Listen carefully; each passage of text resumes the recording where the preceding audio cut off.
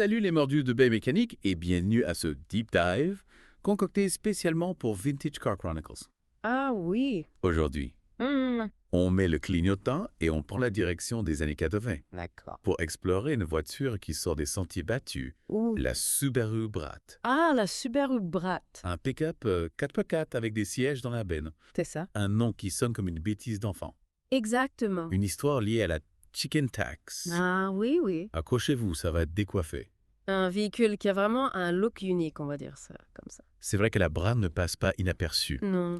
Mais d'où vient cette idée saugrenue de mettre des sièges dans la benne d'un pick-up? Figurez-vous que c'est une histoire de taxes et de protectionnisme Ah oui. aux États-Unis dans les années 60. Oui. Une taxe surnommée la Chicken Tax a été mise en place pour protéger l'industrie automobile américaine. D'accord. Cette taxe frappait lourdement les importations de véhicules utilitaires légers. Subaru, pour éviter de payer cette taxe exorbitante, Oui. a eu l'idée géniale d'ajouter 2 sièges dans la benne de son pick-up. Ah. Du coup, la Brat n'était plus considérée comme un utilitaire, mais comme une voiture particulière soumise à une taxe beaucoup plus faible. C'est incroyable. Oui. Une astuce aussi simple que ça pour contourner la loi. Et ça, Mais est-ce que ces sièges étaient vraiment utilisables? disons que c'était plus un argument marketing qu'un véritable atout pratique. Oui. Imaginez-vous assis à l'arrière-dos à la route sur des sièges en plastique exposés aux intempéries. Ah oui. Pas vraiment le grand confort. Non. En réalité, beaucoup de propriétaires de Brat finissaient par retirer ces sièges pour avoir une benne plus fonctionnelle. Pour imaginer. D'ailleurs, en parlant de design, la Brat a vraiment un style particulier. Oui, c'est vrai. Avec ses stickers rallye, ses phares additionnels et ce fameux rangement de roues de secours sous le capot. Oui, la Brat avait un look qui ne laissait personne indifférent. On peut dire que Subaru a osé sortir des sentiers battus avec ce design mi-pick-up, mi-coupé. Oui. Les stickers rallye et les phares additionnels lui donnaient un air baroudeur, tandis que le rangement de la roue de secours sous le capot était une solution pratique et originale. Et il y avait aussi cette option de toit top. Oui, Le Hollow Twin Roof, comme l'appelait Subaru. tout à fait. Comment est-ce que ça fonctionnait? C'était assez simple. 2 panneaux de toit vitré amovibles permettaient aux passagers de profiter du soleil et de l'air frais.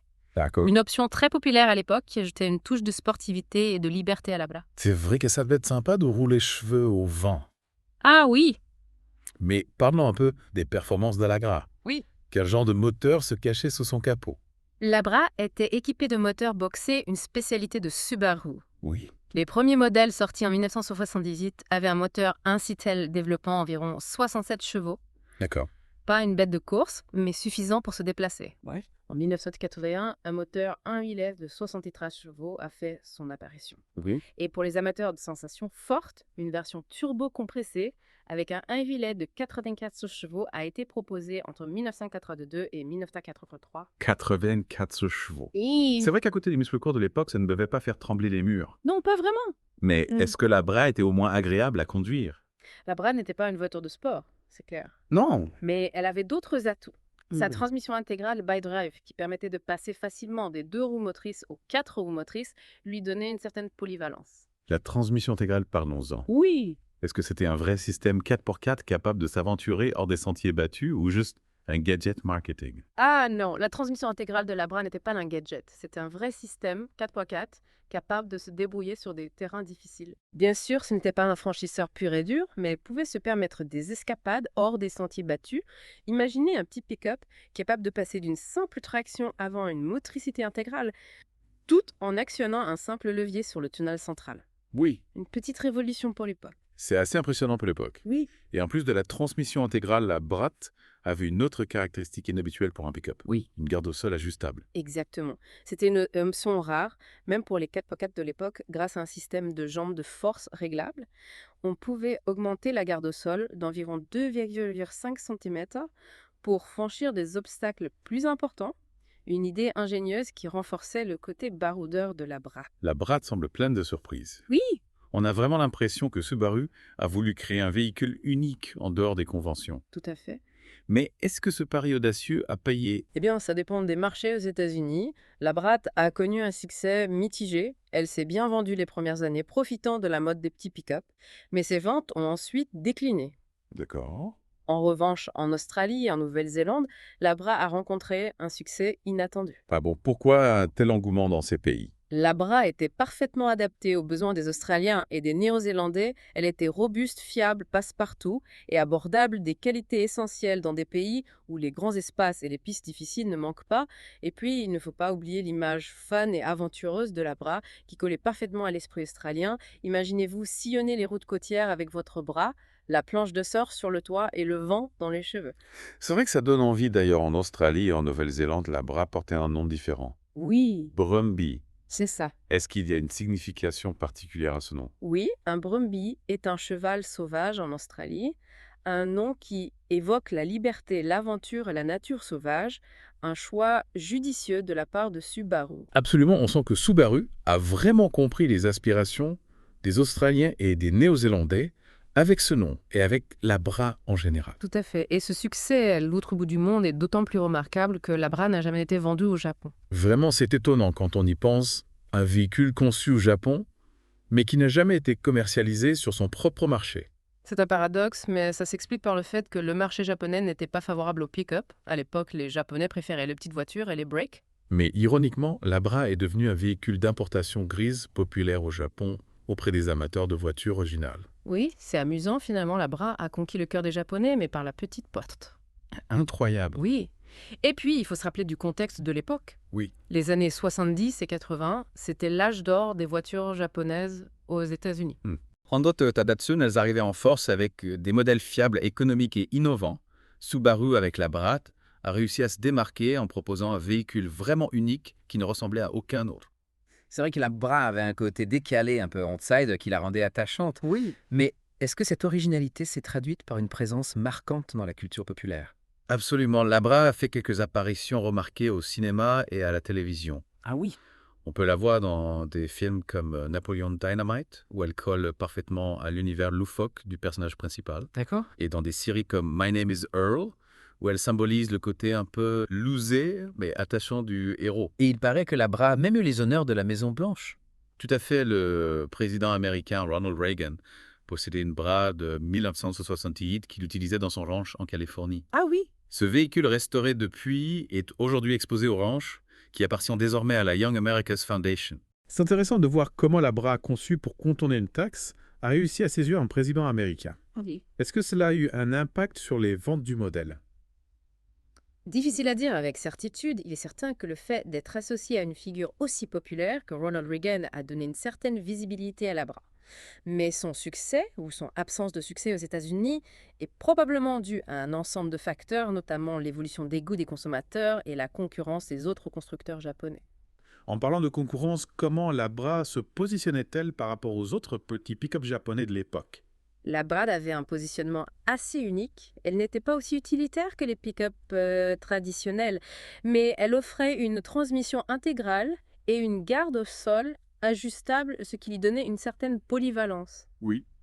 On peut dire qu'elle était à mi-chemin entre un pick-up, un break et un 4x4, un véritable couteau suisse automobile. Et est-ce qu'il y a eu des tentatives de faire revivre la Brat? On sait que Subaru a lancé la Baja en 2003, un pick-up 4 portes qui reprenait certains éléments stylistiques de la Bra, mais est-ce qu'on peut vraiment parler d'une renaissance? La Baja était une tentative intéressante de réinterpréter le concept de la Bra pour un public moderne. Elle offrait une transmission intégrale, une benne ouverte et un style qui rappelait la Bra. Oui. Mais elle manquait un peu de l'audace et de l'originalité de son ancêtre. Malheureusement, elle n'a pas rencontré le succès escompté et sa production a été arrêtée en 2006. Dommage, on aurait bien aimé voir une version moderne de la Bra avec toute la technologie et le confort d'aujourd'hui. Qui sait, peut-être que Subaru nous réserve une surprise dans les années à venir avec le regain d'intérêt pour les pick-up et les véhicules rétro. Il ne serait pas étonnant de voir la Bra renaître de ses cendres un jour. C'est vrai, l'engouement actuel pour les véhicules vintage pourrait inciter Subaru à revisiter son passé et à nous proposer une réinterprétation moderne de la Bra. Imaginez une Bra électrique avec un design néo-rétro, une transmission intégrale ultra sophistiquée et un intérieur high-tech. Ah oui, la Bra du futur, à la fois respectueuse de l'environnement et fidèle à son héritage, on croise les doigts pour que ce rêve devienne réalité. En attendant, on peut toujours se consoler en admirant les Bra qui ont survécu au temps et qui continuent de rouler sur nos routes. Elles sont devenues des objets de collection recherchés, témoins d'une époque où les constructeurs automobiles osaient encore prendre des risques et proposer des véhicules différents.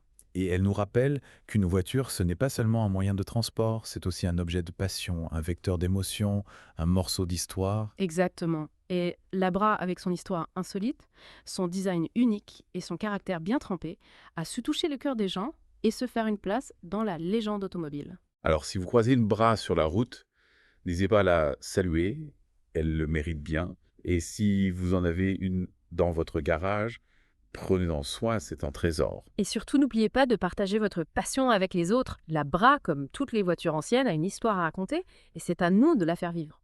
C'est vrai que la Bra a une histoire riche Oui. et atypique. Mhm. On a parlé de son design, de sa mécanique, Oui, de son succès dans certains pays. tout à fait. Mais il y a un aspect qu'on n'a pas encore abordé, Oui. son héritage. Ah oui. Quel impact la Bra a-t-elle eu sur Subaru et sur l'industrie automobile en général? Eh bien, l'héritage de la Bra est multiple. D'abord, elle a permis à Subaru de se faire connaître sur le marché américain Oui, et de s'imposer comme un constructeur de véhicules originaux et robustes. d'accord. Ensuite, elle a popularisé le concept de la transmission intégrale, qui est devenu une signature de la marque. Ah. Enfin, elle a montré qu'il était possible de créer un véhicule à la fois pratique, fun et abordable, capable de séduire un public large et diversifié.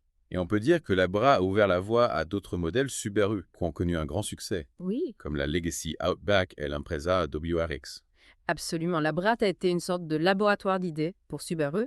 Elle a permis aux ingénieurs de la marque de tester de nouvelles technologies comme la transmission intégrale et la garde au sol ajustable, qui ont ensuite été intégrées à d'autres modèles. Oui. Et elle a contribué à forger l'image de Subaru comme un constructeur de véhicules robustes, fiables et polyvalents, capables de s'aventurer hors des sentiers battus. En parlant de s'aventurer hors des sentiers battus. Oui, Est-ce que la Bra a eu un impact sur le développement des véhicules tout-terrain? indirectement, oui. La Bra n'était pas un franchisseur pur et dur, mais elle a montré qu'il avait un marché pour des véhicules compacts et polyvalents. Capable de se débrouiller aussi bien sur la route qu'en dehors, elle a ouvert la voie à une nouvelle génération de 4x4 et de SUV plus confortables et plus adaptés à un usage quotidien, tout en conservant des capacités tout-terrain. C'est fascinant de voir comment un petit pick-up conçu à l'origine pour contourner une taxe a pu avoir un impact aussi important sur l'industrie automobile. On peut dire que la Brat était un véhicule visionnaire en avance sur son temps. Tout à fait. Et c'est ce qui la rend si spéciale. Oui. La Brat n'était pas seulement une voiture, c'était une idée, un concept, une façon différente de voir l'automobile. C'est ça. Et cette idée, même si elle n'a pas toujours été comprise à l'époque, a fini par faire son chemin et influencer le développement de l'industrie. Quel bel hommage pour un véhicule aussi atypique.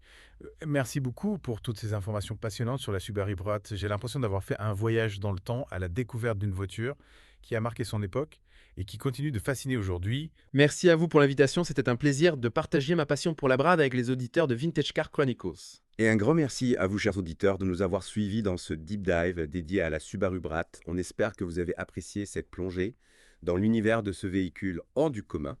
N'oubliez pas que Vintage Car Chronicles est une émission quotidienne. Alors rendez-vous demain pour de nouvelles aventures automobiles. D'ici là, roulez prudemment et gardez la flamme de la passion automobile allumée.